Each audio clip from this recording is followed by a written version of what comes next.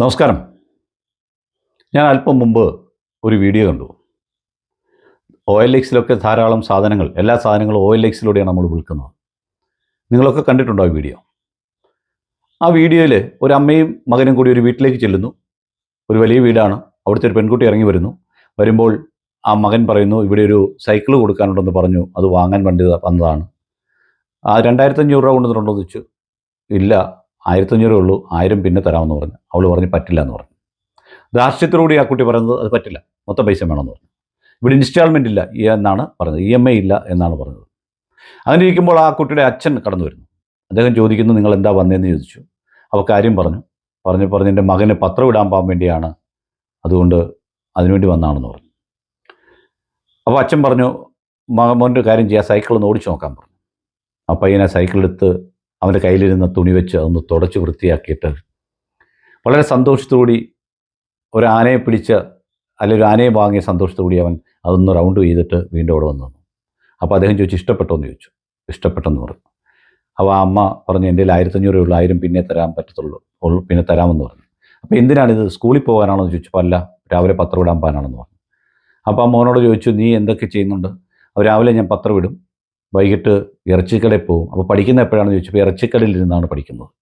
ഇറച്ചിക്കടയിലെ ജോലിയൊക്കെ നിങ്ങൾക്ക് അറിയാമല്ലോ, അതിൽ വേസ്റ്റ് കഴുകുക, വേസ്റ്റ് കൊണ്ട് കളയുക, ഇതൊക്കെയാണ് ചെയ്തത്. രാവിലെ വെട്ടുന്ന മാംസത്തിൻ്റെ വേസ്റ്റുകൾ വൈകുന്നേരം ആകുമ്പോഴത്തേക്ക് പഴുക്കും. അതൊക്കെയാണ് ഈ കുട്ടി വിറ്റിട്ടാണ്, അതിൽ നിന്ന് കിട്ടുന്ന പൈസ കൊണ്ടാണ്, ശമ്പളം കൊണ്ടാണ് അവൻ ജീവിക്കുന്നത്. അപ്പോൾ അയാൾ 1500 രൂപയും തിരിച്ചു കൊടുത്തിട്ട് പറഞ്ഞു, മോനെ, ഈ സൈക്കിളിൽ ചെറിയ അറ്റകുറ്റപ്പണിയുണ്ട്, നിനക്ക് റെയിൻകോട്ട് ഇല്ലെന്ന് പറഞ്ഞല്ലോ, ഒരു റെയിൻകോട്ടും കുടയും നീ ഇതുകൊണ്ട് വാങ്ങുക, എന്നിട്ട് ഈ പറഞ്ഞ സൈക്കിൾ അതിൻ്റെ ബാക്കി പണിയും ചെയ്യാൻ പറഞ്ഞു. ആ സമയത്തും അയാളുടെ മകൾ തിരിച്ചിറങ്ങി വരുന്നുണ്ട്. എന്നിട്ട് ചോദിച്ചു, അച്ഛാ സൈക്കിൾ കൊടുത്തു, പൈസ കിട്ടിയോ? കിട്ടി, ഗൂഗിൾ പേ ചെയ്തു എന്ന് പറഞ്ഞു. മകൾ പൈസ ചോദിക്കാതിരിക്കാൻ വേണ്ടി. തങ്ങൾ കഴിഞ്ഞു വന്ന കാലഘട്ടത്തിൽ ഒരുപക്ഷെ അയാൾ കഴിഞ്ഞ കാലങ്ങളിൽ വളരെയേറെ ദുഃഖം അനുഭവിച്ചൊരു മനുഷ്യനായിരിക്കും. അതുകൊണ്ടായിരിക്കാം അയാൾക്ക് മറ്റൊരു കുട്ടിയുടെ കണ്ണീര് കാണുവാൻ അയാൾ തയ്യാറായത്. കുടയില്ലാത്തതിൻ്റെ പേരത്ത് വാഴയിലയുടെ കീഴിൽ പോയിട്ടുള്ള ബാല്യമുള്ള പലരും നമ്മുടെ നാട്ടിലുണ്ട്. പലരും സ്കൂളിൽ നിന്ന് പോകുമ്പോൾ വാഴച്ചോട്ടിൽ പോയി നിന്ന് മറഞ്ഞു നിൽക്കുന്ന പലരെയും നമ്മൾ കണ്ടിട്ടുണ്ട്. അന്നൊക്കെ നമ്മൾ അവരെ പുച്ഛിച്ചിട്ടുണ്ടാവും, നമുക്ക് കുടയുണ്ടെങ്കിൽ. അപ്പോൾ ഓർക്കുക, ഈ കുട്ടിയുടെ അച്ഛന് നമ്മുടെ മുമ്പിലേക്ക് വെക്കുന്ന ഒരു സന്ദേശമുണ്ട്. ഒപ്പം അയാളുടെ മകൾ നമ്മുടെ മുമ്പിലേക്ക് വരുന്ന പ്രതിബിംബവുമുണ്ട്.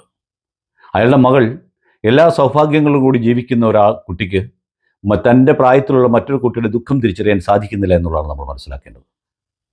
ആ അച്ഛന് താൻ കഴിഞ്ഞ കാലങ്ങളിൽ കൂടി കഴിഞ്ഞു വന്ന കാലഘട്ടത്തെ കൂടി ഓർക്കുവാൻ അയാൾ ഇപ്പോഴും തയ്യാറാകുന്നുണ്ട് എന്നുള്ളതാണ് സത്യം. ഇന്നലകളെ ഓർക്കാതെ മുമ്പോട്ട് പോകുന്ന ധാരാളം ആൾക്കാർ നമ്മുടെ ഇടയിലുണ്ട്. അക്കൂട്ടത്തിലേക്കാണ് നമ്മൾ നമ്മുടെ മക്കളെയും വളർത്തിക്കൊണ്ടുവരുന്നതെന്നുള്ള സന്ദേശം കൂടി ആ വീഡിയോ നമ്മുടെ മുമ്പിലേക്ക് വെക്കുന്നുണ്ട്. ഇന്നലകളിൽ നമ്മൾ ഇങ്ങനെ ആയിരുന്നു എന്ന് മക്കളോട് പറയുവാൻ ഓരോ അച്ഛനും അമ്മയും തയ്യാറാകേണ്ടിയിരിക്കുന്നു. അപ്പോൾ ഒരു ഗുണം കൂടിയുണ്ട്. ഇങ്ങനെ കടന്നു വന്നൊരു അച്ഛൻ്റെയും അമ്മയുടെയും സ്നേഹവും പരിചരണവുമാണല്ലോ എനിക്ക് ലഭിക്കുന്നതെന്ന് ആ കുട്ടിക്ക് തോന്നും. ആ ഒരു സ്നേഹം ആ കുട്ടിയിൽ എന്നും നിങ്ങളുണ്ടാകും. അതാണ് കുട്ടികളോട് ചെയ്യാൻ പറ്റുന്ന ഏറ്റവും നല്ലൊരു കാര്യം.